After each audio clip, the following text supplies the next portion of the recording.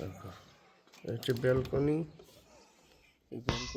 দেখো আজকে আমাদের লাদাখ রাইডের 4th ডে, কিন্তু গত রাতে আমাদের ঠিকানা ছিল এইখানে রোজউড গেস্ট হাউস, যেটা জম্মু কাশ্মীরের পার্ডি টপে অবস্থিত।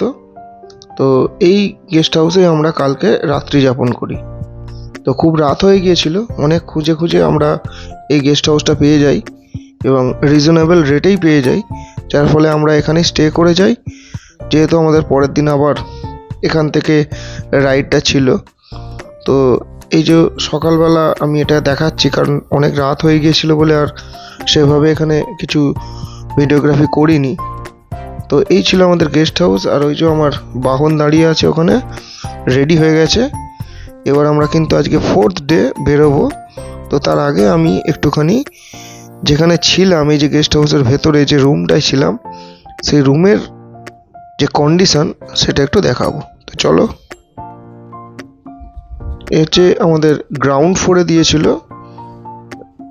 তো এই একটু যেহেতু পাহাড়ের ঢাল, তো সেইভাবে এখানে তৈরি করা। গ্রাউন্ড ফ্লোর মানে একদম নিচের দিকে। তো এই যে নিচে নেমে আমাদের রুমটাতে প্রবেশ করতে হবে। এ হচ্ছে রুমে ঢুকেই একদম প্রথমেই বাঁদিকেই পড়বে বাথরুম। দেখো বাথরুমের ডেকোরেশনটা, গিজার আছে, কমোড আছে, আর এই হচ্ছে আমাদের রুমের বেডটা দেখো কত সুন্দর, খুবই সুন্দর ডেকোরেটেড।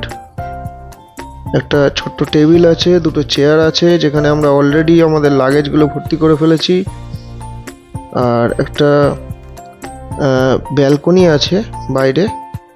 এই যে তার গেট, এই গেটটা খুলে আমরা বাইরে বেরোবো, দেখবো। তো তার আগে ভেতরটা দেখে নাও। আলমারি আছে, মিরর আছে, আর এই হচ্ছে বাইরের দৃশ্য এই মুহূর্তে। সন্ধে এখন একদম, মানে রাত হয়ে গেছে। আমরা তো জাস্ট সবে এসে ঢুকেছি, এখন বাজে মোটামুটি 8:30 মতো। আর ওই দূরে দেখো পাহাড়ে ঠিক যেমন বাড়িগুলো দেখতে লাগে আর কি, সেই দৃশ্যই আমরা দেখছি পেছনের ব্যালকনি দিয়ে। তো দিনের বেলা অবশ্যই আরেকবার দেখাবো যে এই পেছনটা কেমন লাগছে, কারণ রাত্রেবেলা তো কিছুই দেখা যাচ্ছে না। আর ওই নিচ দিয়ে যে গাড়িটা আসছে দেখো, ওইখান দিয়ে আমরা কিন্তু এসেছি। তো এই হচ্ছে রাতের ভিউ ব্যালকনি থেকে। রুমটা খুব সুন্দর করে সাজানো, এসি আছে, ফ্যান আছে। মানে এখন যদিও ঠান্ডা, কোনোটাই লাগছে না, কিন্তু কোনো কোনো সময় লাগতে পারে। তো বেশ পরিষ্কার পরিচ্ছন্ন রুমটা। তো যাই হোক, আমরা অনেক, যেহেতু বাইক নিয়েছিলাম, অনেক খুঁজে খুঁজে এই জায়গাটা পেয়ে গেছি। তো এর কন্ট্যাক্ট নাম্বার আমি অবশ্যই স্ক্রিনে দিয়ে দেব।